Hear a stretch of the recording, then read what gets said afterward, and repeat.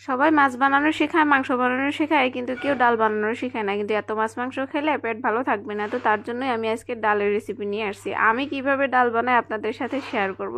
সবার কিন্তু ডাল বানানোর প্রসেসটা একটু অন্য ধরনের।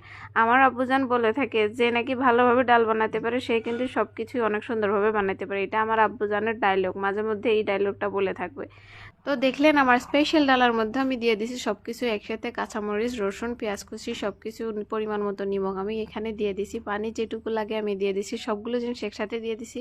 আমি আর পরে একটু পানি ইউজ করব না, কারণ আমি পরে পানি কখনো ইউজ করি না। যেটুকু পানি দেওয়ার দরকার আমি একসাথে দিয়ে বসিয়ে দিই। আর কখনোই আমি প্রেশার কুকারে ডাল বানাই না, কারণ আমার ঘন ডাল খেতে একদমই অপছন্দ। আমাদের ফ্যামিলির কেউ ঘন ডাল খেতে পছন্দ করে না। একবার এইভাবে ডাল বানিয়ে দেখবেন। এইভাবে ডাল বানালে ডালের ফ্লেভারটা অনেক সুন্দর থাকে, কিন্তু প্রেশার কুকারে ডাল বানালে ডালটা ডালি হয়ে যায়, একদম গলে যায়। তো সেটা অনেক বেশি খেতে ভালো লাগে না। এই ডালটা আপনি বারবার খেলেও আপনার অভুক্তি লাগবে না, খেতে পারবেন। তো যাই হোক, আমার ডালটা অনেক সুন্দরভাবে বয়েল হয়ে আসছে। এখন আমি আর একটু জাল করব। জাল করার পর এখানে আমি কিছুটা তাড়কা দিয়ে দিব। কিভাবে তাড়কা দিই সেটাও দেখবেন।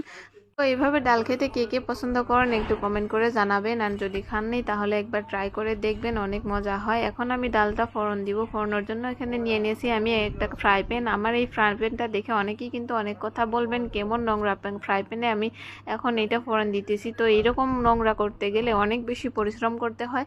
একমাত্র মেয়েরাই বুঝবে যে এরকম কালো কালো ফ্রাই প্যানতে কাজ করতে কতটা বেশি মজা লাগে।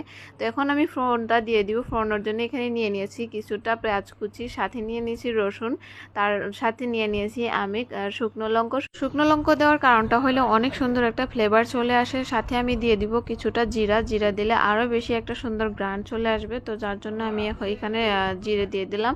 তো এখন অনেক সুন্দরভাবে আমি এটা ফ্রাই করে নিব।